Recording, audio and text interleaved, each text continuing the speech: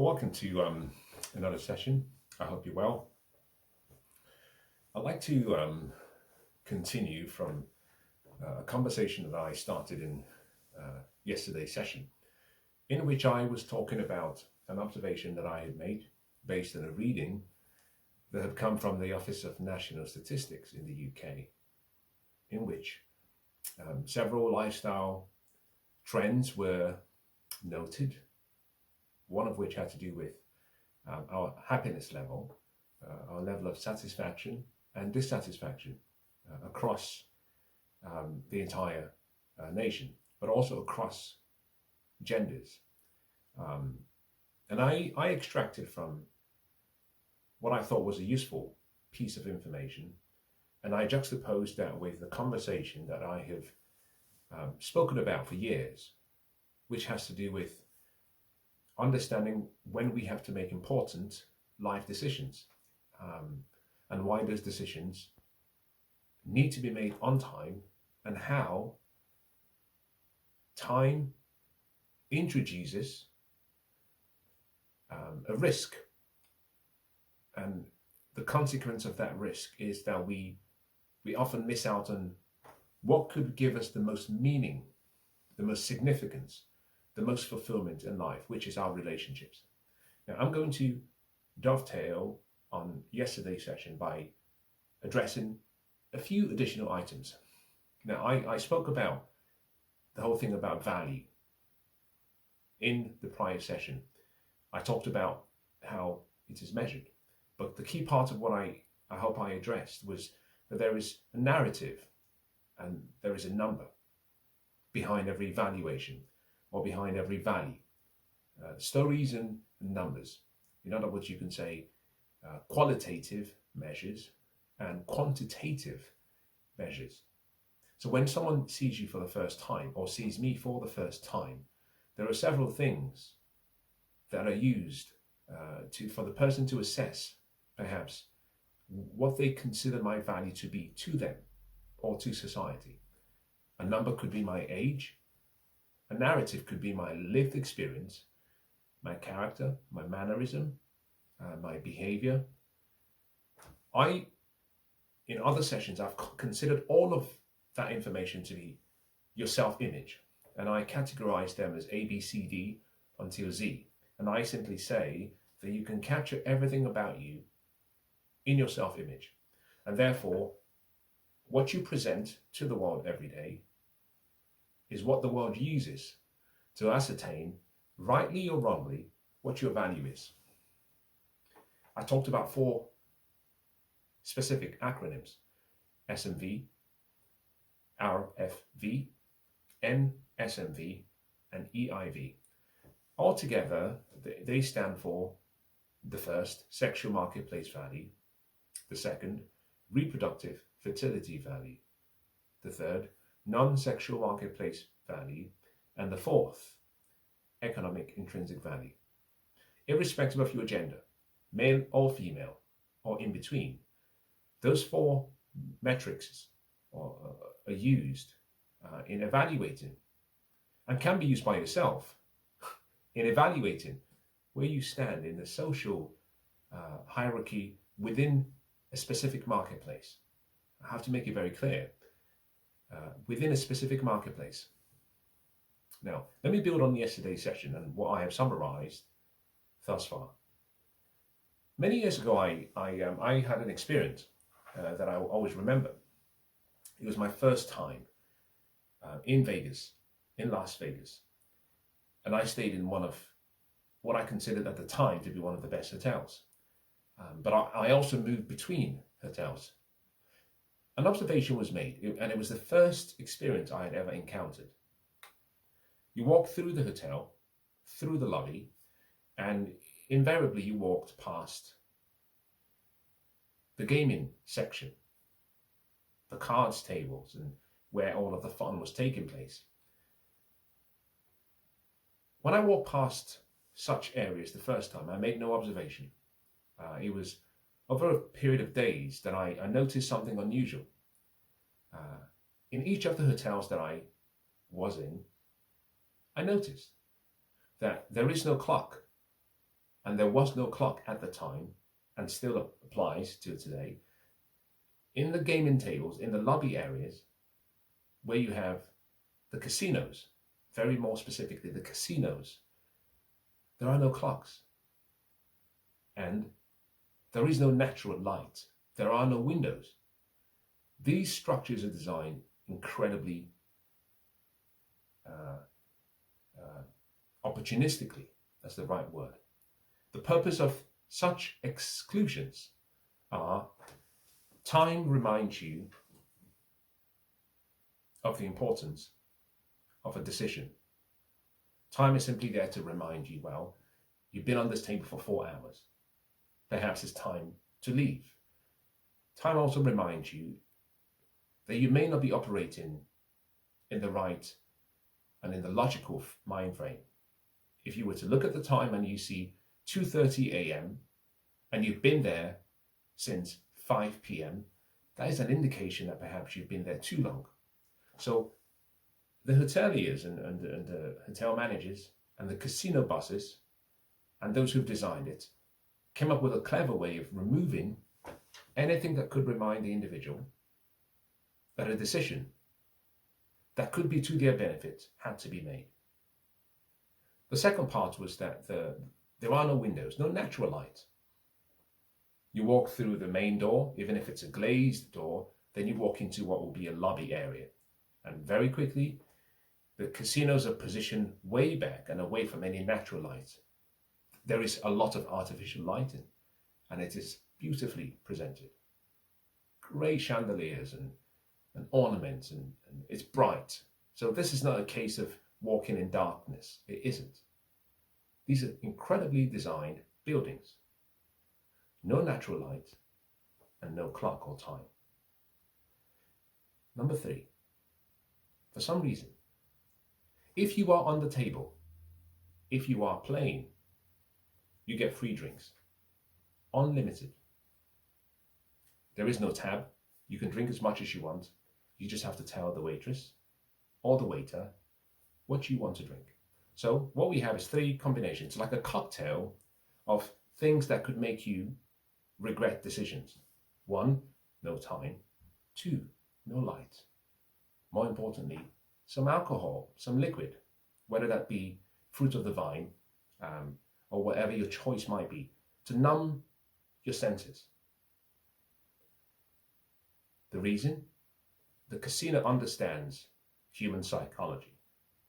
The more they can keep you in the play on the tables playing, the lower the likelihood that you will leave as a winner. The more they can keep you in a state where you are induced by alcohol, the higher the probability that your decision-making skills will be influenced and will be affected. So, by not reminding you of what time it is, so you're not aware of how long you've been there, by not allowing you to see some natural light to see the change of the seasons or the weather, and also by giving you alcohol, people remain. And what tends to happen is some people arrive with a certain amount of money to gamble. Some get lucky. They make so much more, but they just do not leave when they're up. And eventually, they lose all they gained and some. That is the whole essence. Now, all of that explanation and analogy is what I want to use to build on today's session, whilst I connect it to the conversation I had in the previous session. The article from the Office of National Statistics, ONS, referenced something that over the past decade or two, we've become very familiar with, which sadly is the realization that unfortunately in the West, in the modern West, the happiness curve for most people is on the decline. Now, we've known this for men for many years. Men do not always complain. We never explain. We just take life as it comes. Hence, no one focuses on what men want. Men die every day and no one cares. But in the West, we seem to be in a gynocentric society these days. So whenever something starts to negatively affect women, it becomes a national security, sometimes national emergency issue.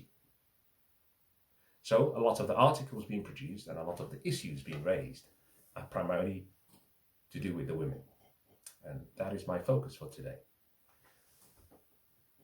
Those who study the matters and study these issues for long enough have said, as a man ages, especially as he approaches 40, from 40 and above, a man's happiness curve increases. In other words, he starts to go up. It makes very logical sense. The reason being, the younger I am, or the younger we are as men, all we have is potential. We have no value from a resource perspective.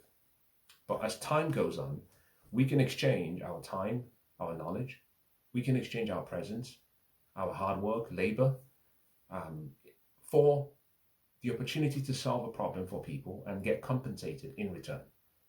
So as we age, we tend to increase our economic intrinsic value because our earning potential increases. And our earning power is the most important asset we have. The younger we are, the higher the likelihood that we as men will abuse that gift.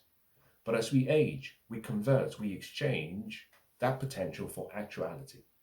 So from 40 and above, most men tend to get much happier, all things remaining equal. Unfortunately, it's the reverse for women. Now, I should also insert, I'm talking about solo individuals, a man who is unmarried, with no kids, and just himself. On the other hand, women, as they approach 40, there's an inverse in the happiness curve. The data says and suggests that women become much more unhappy as they age. Now, the Office of National Statistics in their article and in their publication referenced a number of key issues, which is why I started yesterday's session and the reminder series. What was referenced was that there's an absence of meaningful relationships in most people's lives, significant relationships. Now, this does not mean that if you are unmarried, that somehow your life is not meaningful. No, please try not to make this about you, despite how hard it could be. I am making broad generalizations about a broad topic to a broad audience on what will be a broad subject. Generalizations apply when you're speaking for something greater than the majority. Now, for something to be the majority, it has to be 50.1%. So I'm not speaking for 100% of women or 100% of men. I'm speaking for the majority, the general, the broad generalization. Now, some of the people are also broad, so hey, just take it as it comes. In any case, the absence of meaningful relationships in our lives plays a huge role on our happiness level. Men, generally speaking, we are solo sojourners. We travel alone. Women are more the social of the group. You need a community, you need friends, or you need a family. Women are more nurturing and therefore more social. Men are more lone rangers. So you can see a man actually, or look to the animal kingdom. You can see a solo male of the species hunting alone and quite happy. The women tend to be around other women or a group. Now, in the West, for some reason, we have accepted an ideology that has told us that we can delay in making decisions to foster that relationship of our own until very late. And as a result of that, most people do not have significant relationships. Now, you might have great friends who love you. That's fine. You might have family members who love you. That's great. But the natural progression is that you leave mother's basement if you are a boy, and if you are a woman, you leave the lounge of father and you move and start your own life, and you leave one house to another house, your house. Now that does not mean you as an individual, you mean you as a unit. You find someone that you can cohabit with, pair bond with, and you start your family. And you raise kids, if it's to your taste or liking and to your choosing. And you derive your happiness as a woman from your network. The man derives his happiness from his purpose, his mission, his assignment. It's not always from the family, although the family gives him that same level of, or an equivalent, not comparable level of sense of fulfillment. Now, what we're finding from the data is that women are struggling much more, especially as they age, and men are not struggling to the same level. With that, let's say, premise, let's talk about today's session. Let me speak to what I think is an important grouping that will set the tone for what I share. I talk about groups, irrespective of sex or age. So, irrespective of sex or gender. I talk about groups. The first group is 18 to 22. Group 1, 5 years. 23 to 27, second group, 5 years. 28 to 32, 5 years, third group. 33 to 36, or to put it more bluntly, 33 to 35, 3 years. That is the fourth group. Now, generally speaking, I stop at 35 for certain reasons. For women who want to have a family and have children, we stop at 35, at the end of 35. The reason being, that is when the Obs-Gyn or the OBGYN will tell you, from 36 onwards, you are now in what we call high risk, or what they call high risk group. If you choose to bring a child to term, the risk to your life as a mother is higher, much higher, and the risk to the baby's life is also much higher. So we stop at the end of 35. Now, 36 to 40 is another group. That could be the fifth group. 40 and above is another group. For whatever particular preference, I don't see it fit to stop. I tend to stop based on 18 years. So from 18 to 35, you have 18 years. Those are the 18 years that a woman has to make the most important decisions about her life, her future, whether she wants a family, how large a family she wants, and who she wants to pair bond with, whether she wants to go through life with someone else and have a meaningful relationship. That is 18 years. But the earlier she can make that decision, not necessarily start, but come to that conclusion, the better for her. At 35, end of 35, from my explanation and from my position, I say a man is only just starting the journey of wanting to begin that process of starting a family, building a partnership, building a network, building a relationship, an emotionally significant relationship, because it takes a long time for us as men to mature. My recommendation is wait until 35 before you start that journey. If you don't, you increase the likelihood of making mistakes, and you increase the likelihood that you haven't come into your manhood.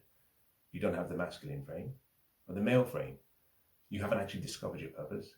You haven't reached the level of financial independence. You don't actually have a sense of purpose outside of the relationship. You haven't failed enough in life. And therefore, these could be issues that you face by starting too early. Now, for women, you can't start at 35. You just cannot. Well, I apologize. Yes, you can. It's your life. You can do whatever you wish. But it will be to your advantage. If you know what you want, and if what you want has a resemblance of a family, a loved one, friends, but more importantly, your family with kids, a significant partner, and by partner I mean a husband, then it is important to start way before 35 so you have enough time to invest in the relationship, make sure you're making the right decision, and then start the family. Now, this brings me to a statement that I think is necessary. There is a cruelty when it comes to nature. There are double standards. There are double standards that benefit women, and there are double standards that benefit men. Men and women are not the same. We're not equals. I'm not suggesting one is superior than the other, although I should make it very clear, as a matter of scientific and factual historical certainty, men need women for reproduction. That is a certainty. But we do not need women. Men do not need women for survival. That is a certainty. We can live to our natural existence, to the end of our days, and thrive. Women, on the other hand, they need men for reproduction, but they also need men for survival. There has been no civilization, there's been no historical account of women surviving without the masculine present. It just doesn't happen, and it has never happened. Now, I'm not suggesting something that is only exclusive to human beings. If you look at the Homo sapiens and you look at the animal kingdom, the same process technically applies to most of the species. A woman is most vulnerable at the point of childbirth, and therefore she needs the group even more. Now, I say that so you can understand that I think both sexes are important. The yin and the yang, order and chaos, they make what I consider to be a beautiful pair. But from a functionality perspective, if you just look at the biology, the hand strength of men, the size of men, our shoulders, you come to the conclusion that there are certain things that we can do better than women. And there are certain things women can do better than men. There's an asymmetry in where we succeed and flourish.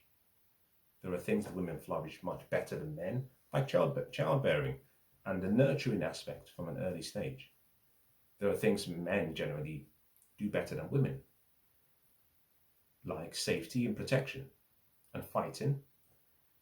This is just biological facts. Now, in the West, this is partly to do with today's session. We've lied to women for so long, and we've told women, you're just exactly like men. And that time doesn't serve as a disservice and doesn't provide an unfair advantage towards men. And we've told women you can delay the major decisions that are necessary relative to your age, and you can do what you want, and eventually, whenever you are ready, you can have whatever you want. For some strange reason, we don't tell men that. We tell men, listen, you cannot be in mama's basement until 40. You have to get out of the basement. Perhaps he might be taking a script from Moses, or who knows, Abraham, or who knows, some other person. But we encourage men to take that potential as early as possible and start the conversion process. Get out there. Don't be Peter Pan. Go make something of yourself. Get off the video games. Get off porn and the computers, except when you're doing something productive. And go out into the world and interact with people and make something of your life. Make something of yourself. Contribute to your community. Sacrifice, risk. Give something back. The opposite, we seem to tell women, do not make the early decisions that are necessary at the right time. Delay and wait. Now, the consequence of this is that women, generally speaking, if you check in the UK, the average age when most women get married is 35. The average age when women have children is 35.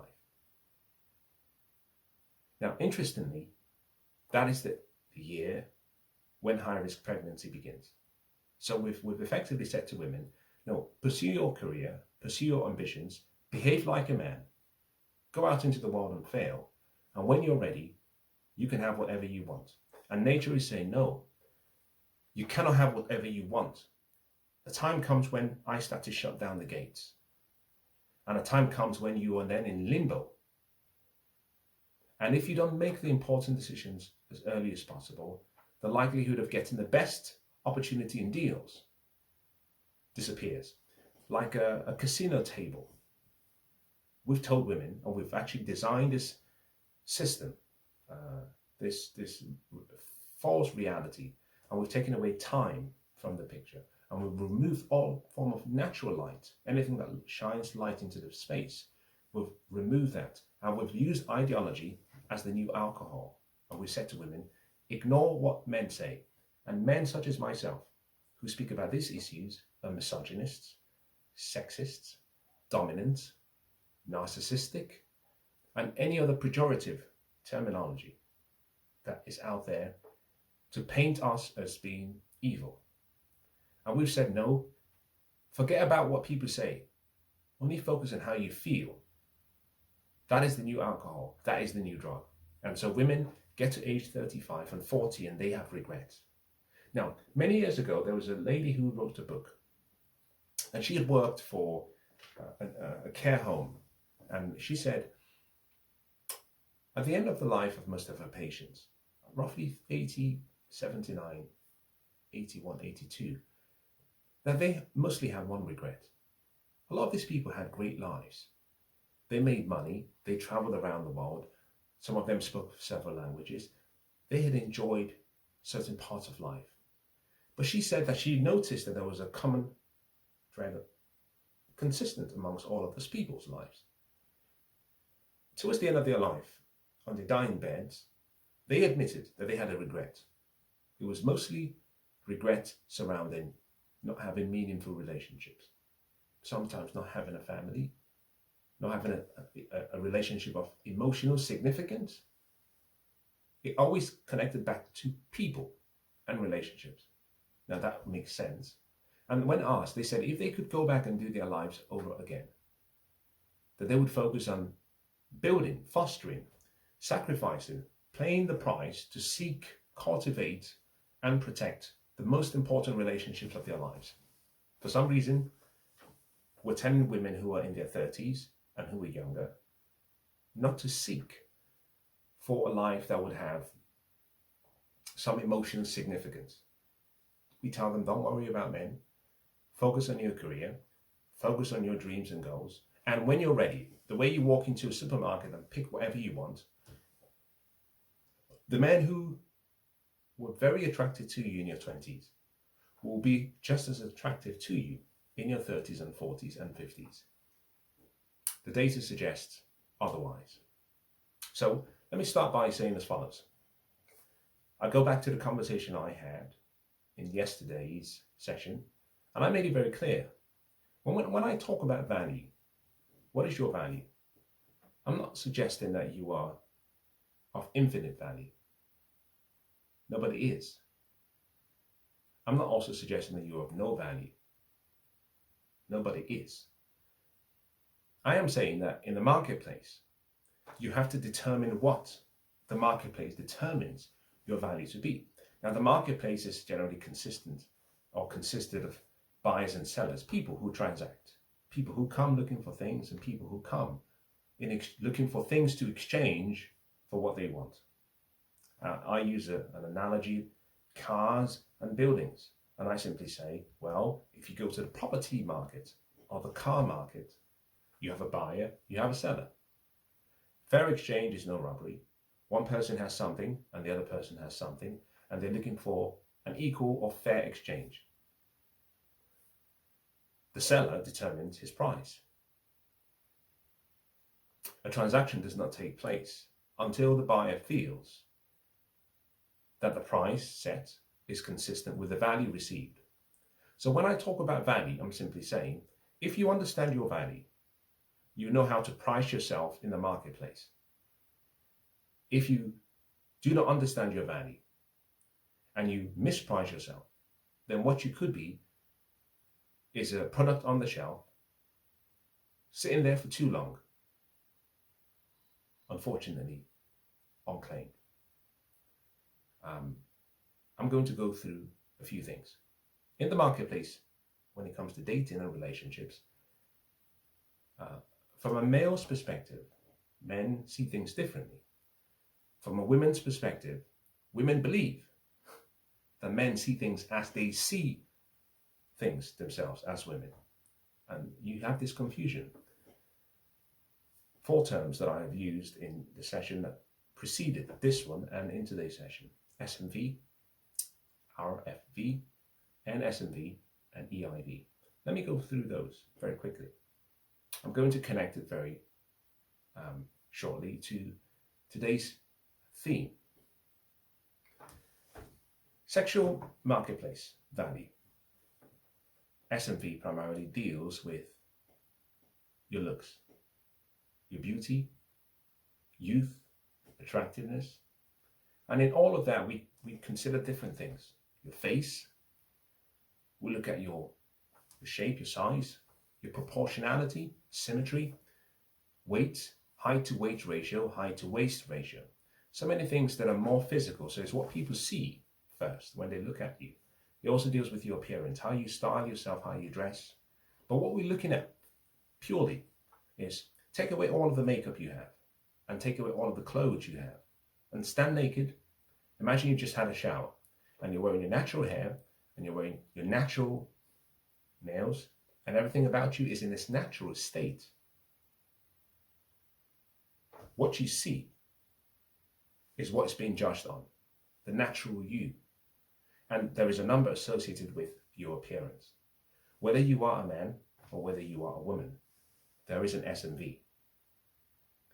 Same two people, man and woman, there is an RFV, reproductive fertility value. Same two people, there is a non-sexual marketplace value. Level of character, level of femininity, level of masculinity, level of integrity, and more. Same two people, there is an economic intrinsic value. The level of education you have, level of intelligence, street smartness, how hard you work, how smart you work, what you're paid for as a compensation for the services you provide, the amount of wealth you've created, the family income or wealth that undergirds or underwrites your decisions. Two people, four criteria for judging someone's value in the marketplace. Now, to the marketplace, you are just an individual. If you are a man or a woman, you're just a number, a person. The market has no emotions. The market doesn't care. The market doesn't owe you more patience than you deserve. The market doesn't owe you more understanding than you deserve. The market doesn't owe you any more sympathy than you deserve. The market doesn't care. Now, same two people to their families. Of course, they have so much more value. But once you take that person and you place them in the marketplace does something that is very simple. It says there is an absolute value and there is a relative value. A row of terraced houses, similar architecture, similar design, different interiors, there's a relative valuation. So we simply say that property sold last year for £100,000 and it is the same size as the one next door, similar design, similar age, similar architecture. We adjust for the interiors and we simply say, well, if that sold for 100,000, then that should be in comparable terms to that one. On the other hand, different markets, same architecture, same style, same design, same age. The other property could sell for less or more because then you bring in more variables. This is where I talk about the narratives or the stories. You bring in more variables that changes the value. In the market, it's demand, supply. Demand plays a role in what people pay. Supply plays a role in how people view prices.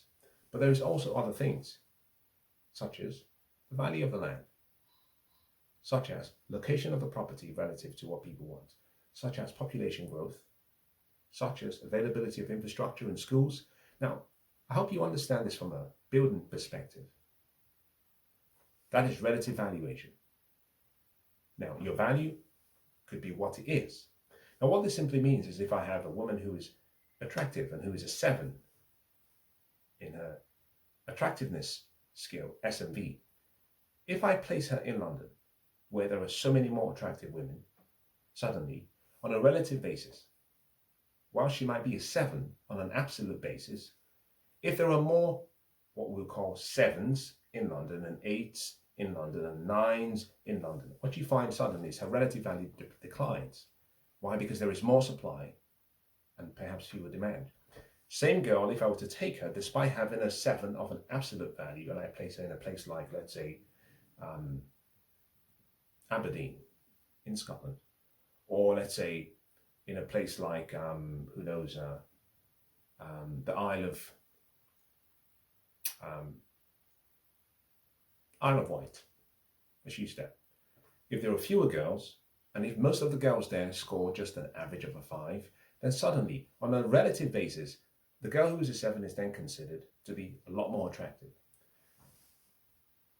Recognize that there is a relative appreciation that takes place, but there's an absolute value you have. So, in the dating marketplace, and this is for women to understand, men, generally speaking, are looking for a good time, fun, primarily sex. A man is only interested in how you look and does he find you attractive. And this is why, if you look at dating sites, men generally swipe positive to almost 70% of all the women they see. However, women only swipe positive to about 5 to 10% of the men they see. There's this huge discrepancy. Why? Because the threshold for sex, the criteria for sex for men, is very low. Women have more of a similar threshold for relationships and sex. So you find a woman who has a standard of a 7 for dating, you would find that she would want 7 also and above for relationships. Whereas a man can have a standard of a 2 for sex, but wants a 7 for relationships. Now, the key part of what I've just expressed is, in the dating marketplace, which is a separate marketplace, a woman is only judged based primarily on her beauty. Now, recognize that beauty transcends time. So you could be 18, you could be 21, you could be 25, you could be 45. Men will have sex with anyone who will give them sex. Our standards are very low, but men will have sex with whoever we find attractive. And our tolerance for attractiveness is also very low. So a man judges a woman purely based on her attractiveness, what she looks like. When it comes to relationships, there is a shift from a man's perspective. He has to use other criteria. This is where the other 3 acronyms come into play. He has to see you first, because the first thing is actually you getting out of obscurity. And you do so with your looks. Firstly, he has to see what he likes, and you have to be what he actually appreciates. So your sexual marketplace value sits there when he's looking for a relationship, but alongside, depending on who he is, what age he is, and what he wants. Now let's use a good example. Let's assume the man has waited all of his life and has worked and worked and worked, and he's 36 and is now ready for marriage and a relationship. Oh, let me take a step back. Let's say he's 36, he's ready for a relationship, but he does not want to be a father, has no absolute the need to become a father is just 0. He does not want to be a father, and he's made it very clear from day one. He doesn't care much about your ability to reproduce or bring his seed into the next generation. Therefore, your sexual marketplace value is what he judges you based on, and he skips your reproductive fertility value and he goes straight to your non-sexual marketplace value. 2 simple criteria: SMV, NSMV. Now, NSMV simply encapsulates several things. It's everything that is non-sexual. It's more behavioral, your behavior, your character. It has to do more with your femininity, your servant spirit, your nurturing nature, whether you bring to the environment where he is serenity and peace, level of decorum, your etiquettes, how you behave, how you speak, whether you are a lady. Because what he's thinking about is, I want someone who turns me on, but also I really, really want someone who does not turn me off in her mannerisms. He wants someone he can pair bond with and coexist with peacefully. Doesn't want to have wars all the time and fights all the time. As the saying, better to live on the roof, in the corner of the roof by yourself, than to be around an angry woman. He wants peace. So he uses 2 simple criteria: her attractiveness level and her behavior, her mannerism, her character, chastity, decorum. Now, the same man, but this time around, let's assume he wants to have children. He's 36, wants to have kids. We start with your sexual marketplace value. But if kids are important to him, your reproductive fertility value comes next, or alongside your sexual marketplace value, and then your non-sexual marketplace value. So SMV, RFV, and SMV. Depending on who he is and his desire for kids, it could be that he places more of a significance on reproducing than he does you being attractive. Beauty fades. Generally speaking, a woman's beauty lasts only about 12 years, 18 to 30, 12, 13 years, and then it starts to decline significantly. Now, don't get angry with that statement. It's a statement of fact. A woman's beauty, plumpness, youth, chastity is linked to her age. The younger she is, the more desirable she will be across geographies. Beauty generally lasts about 12 years. So when you start 18, the clock starts to tick. A woman who is 32 is not as attractive, all things remaining equal, as her 18-year-old self. Just in the same way that from a physicality perspective, a man who is 32, if you compare him to, if I compare myself to my 18-year-old self, I had youth, my skin was still plump.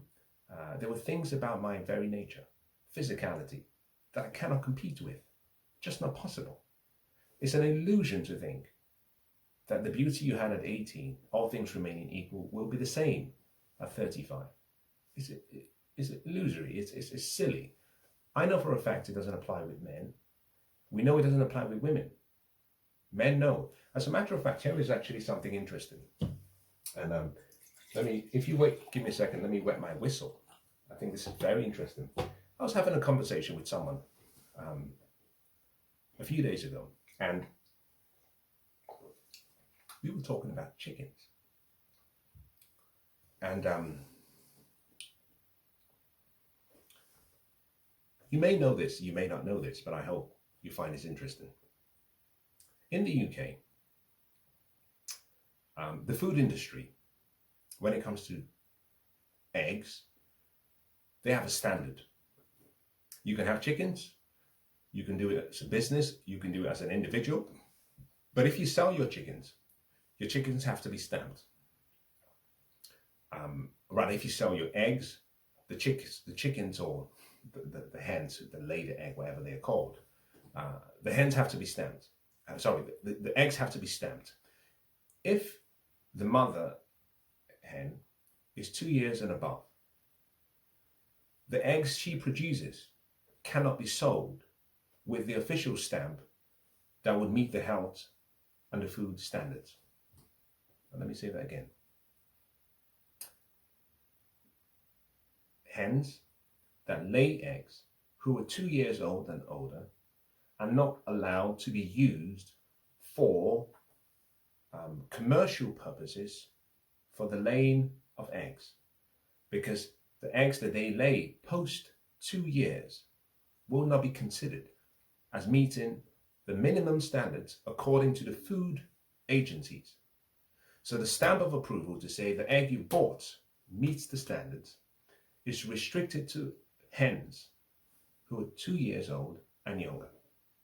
Now, this does not mean as a personal individual you cannot keep the eggs, but what the food and health agencies are saying is the quality of the eggs that are laid for a hen above 2 years is not necessarily considered to meet the standards of health and safety and the good standard industry guidance.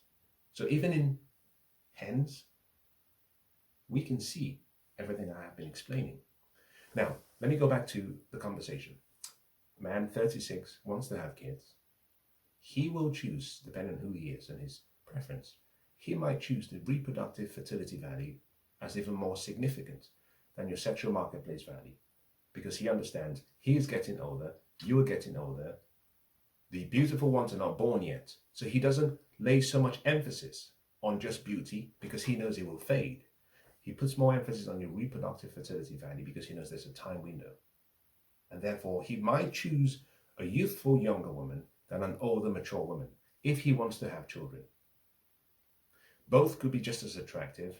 Better way of describing it, a 40-year-old woman, same woman, if she was competing with or against her 26-year-old self, all things remaining equal, the man will choose the 26-year-old woman if he really wants to have a family.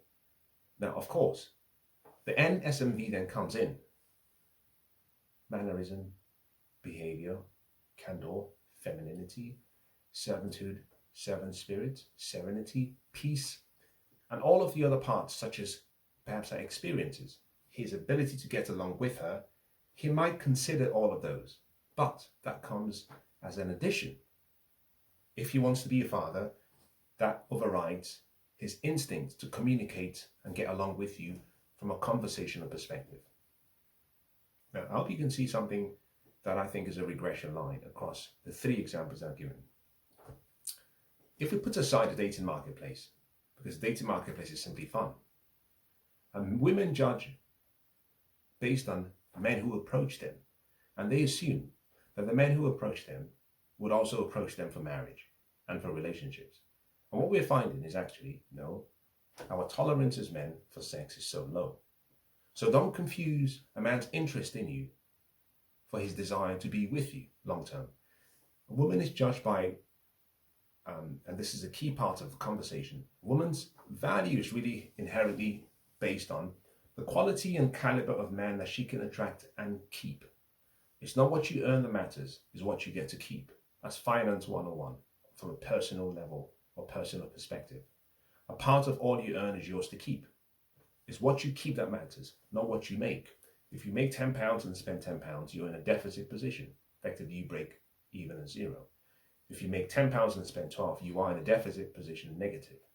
If you make 10 and spend 8, you are in a surplus position of 2. So it's what you keep that matters the most, not what you earn. A woman makes a mistake of thinking, is the man I attract, and that's how I judge myself. That is wrong. It's the man you retain. Unfortunately, a woman retains a man not by her appearance only, but based on her attitude. So think about this. Sexual marketplace value is primarily based for attracting men. Your reproductive fertility value will be partly based on how you can retain a man if he wants to have children. But the key part is, if you adjust for the differences and simply say, well, let's assume neutrality between the reproduction desires, it means that your sexual marketplace value and your non-sexual marketplace value are the two most important things. Why? Well, there are some men who have already had children and who do not want to have more children. And there are some women who have actually gone past childbearing age and who are still attractive. So what you find is that a man is judging you based on how attractive you are, but also based on your non-sexual value. In other words, your mannerism, your attitude, your behavior, your character. And those two things play a significant role in whether you are able to retain a man of value who you consider to be valuable and desirable to you. The key part is not whether you can attract any man. Of course you can. You know, all it takes is vinegar to attract some flies and bees. Anybody can attract anything. The question is, what is the quality? What is the caliber of the person in your life? And is that the person that you would have chosen as a first choice? Or is he what we call a do for now? And what we're finding is, the longer women delay in making the decision about taking some of the chips off the table, the more they start to fall into the group who have to settle, who have to choose men who are not their first choices. They're doofers. Now, there is a double standard in everything I've shared so far. This brings me to number 4 in those acronyms, which is your EIV.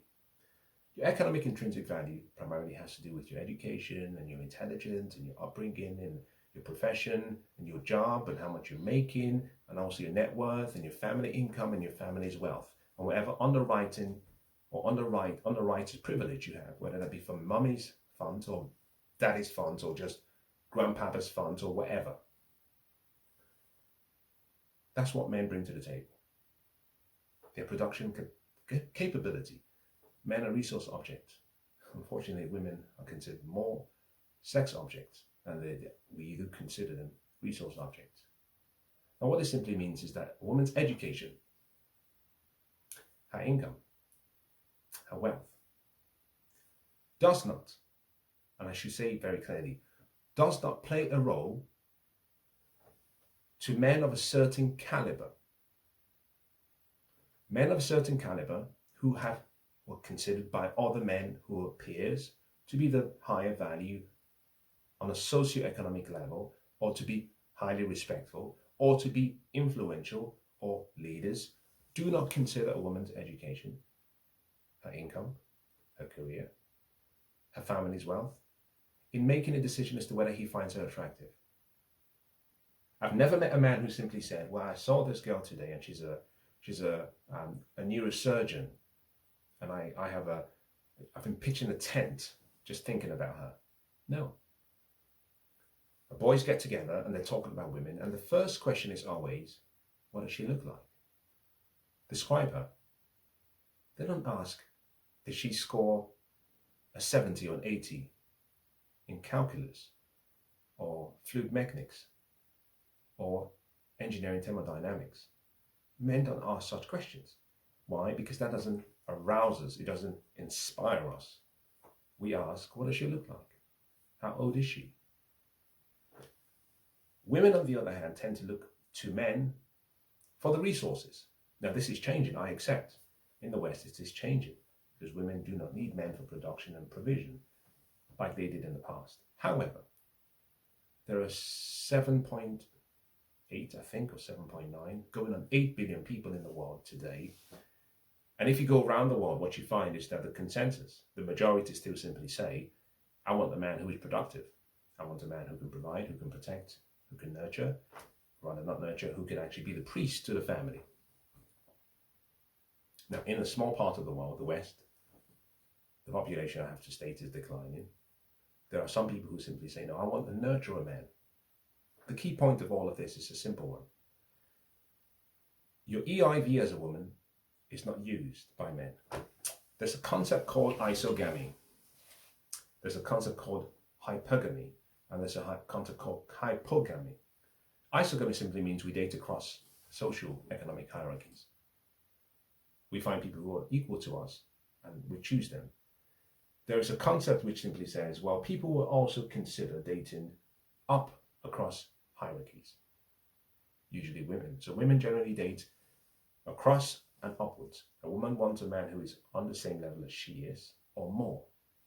A man generally will find a woman who is on the same level as he is if he has to, but preferably lower. Now, it doesn't mean he has an issue about finding someone who's inferior. Our need to protect and provide is so strong that we want someone who we can demonstrate to them that we can provide for them. If you can provide for yourself, and I can provide for myself, for a certain caliber of men, a woman has an issue with being able to make a man feel that his purpose to the unit is of value.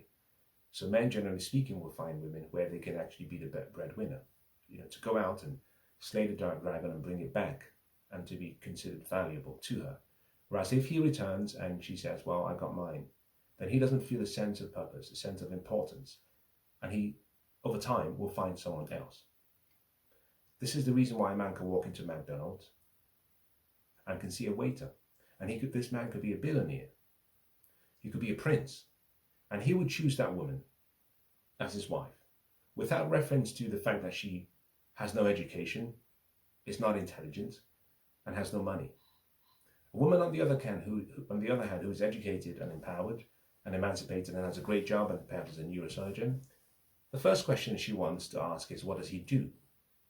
A waiter? No, can't date a waiter. I want someone who is on a comparable level to me and who earns slightly more or much more than I do. Now, this places women at a strategic disadvantage. The longer you wait, the more you stay without looking at the time or natural light and continue to feed yourself in the ideology of alcohol and drugs. I'm not saying the ideology is alcohol or drugs. I'm simply saying the ideology that has been fed to most Western women has become a drug and acts like an alcohol, a sedative. The more you do that to yourself, the more you keep playing in the game. And unfortunately, you're running down your time clock and running up your body clock. And eventually, when you're ready, what you find is that men are not interested because you've gone past what I would consider a very crude term, but a sell-by date. And the men have moved on and said, no, I want a newer model. I want a newer model. I can afford that model. I don't want the old model. I would have happily have taken that old model 7 years ago, 5 years ago. There are double standards. There are double standards to benefit men. There are double standards to benefit women. It's important to understand as a woman that there is a time when the gates start to drop. 4 stages. Stage 1, 18 to 22. Stage 2, 23 to 27. By the end of the second stage, knowing how the next phase of your life will begin. You have to. If you delay and you go from 28 to 32, you've gone to the third stage. You have 3 more years, which is the 4th stage, upon which, if you want to have a family, geriatric pregnancy begins at 35. Of course, there are exceptions to the rule. I know women who've had children at 40. If bringing a child to term is your metric for success, then I think you're greatly fooled. The question is not whether you brought a baby to term, it's the longevity of the child and the neurodevelopment of that child over its entire lifetime. You have to wait sometimes 40 years, 50 years to see whether having a child too late was a disadvantage to the child. In any case, the biology in this is conclusive. So if you want to argue about this, please speak to your OBGYN or speak to your obs and gyn and address that with them. The key part of it is simply the gates start to shut down very fast. Understand when the gates shut. Because if you don't, what you find is what I have been observing. I saw the movie Inception some time ago, and I'm baffled with the whole thing about being stuck in limbo. Most women these days are stuck in limbo. Why? They created a world in their imagination. They saw themselves in that world. They were successful in that world. And they lost track of time between their imagined reality and the real world. And over time, you find actually that they are stuck in limbo in that world, and they cannot play in this real world any longer. And whenever they return to the real world, there's a sense of loss. So they go back again into the wishful thinking and imaginations. You don't want to be stuck in limbo, like an old man waiting to die, as it was said in the movie. So the sad reality is, I have seen women in the latter years of their life rationalize. Now, what do we call rationalizing? It's simply you're rationing lies. Firstly, you refuse to admit that you made a decision that was wrong or the ideology was not right for you. But more importantly, you refuse to recognize what your value is. So a woman who is, say, 18 or 22 and who is a 9, she in her mind fixes that number. My sexual marketplace value is a 9. And so she continues to demand outcomes for someone who is a 9 at 22, 23, 24, and carries on until she's 40. And the market is saying, no, there is nothing in the market that is a product, that is a creative item, whether that be a car, a building, or just an object, that over time, despite having time deteriorate the object by design, increases its value over time. Nothing gains value, nothing appreciates with age, time, and use. Nothing, even human beings, which is why we die. So holding on to that image that you have of your value being a 9 at 23 is the mistake most women make, which is why in the supermarket, as items reach their sell-by date, you start to see discounts. 5% off, 20% off, 50% off, 70% off. A very crude thing to say. But the longer you wait and refuse to pair bond with someone who is a comparable level to you, based on what you believe your overinflated value is, the more you push yourself towards that aisle in the supermarket where people walk by and simply say, I can get this for 80% off, but it might ruin my taste. So they walk by and pay the extra premium to get something that is fresh. Now, I started with eggs. go back and listen to what I shared about eggs. You'll find actually, as you approach the sell-by date or the best before date of eggs in the supermarket, a lot of the times the supermarkets throw away the eggs if they cannot sell it at a discounted price. I'm not suggesting that you should give yourself away at a discounted price. I'm simply saying you do not have to wait until that time. Be wise. A woman has to make the early decisions of her life much sooner than a man. Find people who can encourage you and understand the importance of making that decision as early as possible. If you don't, what you will find is that you might be like one of those people who fall into two groups.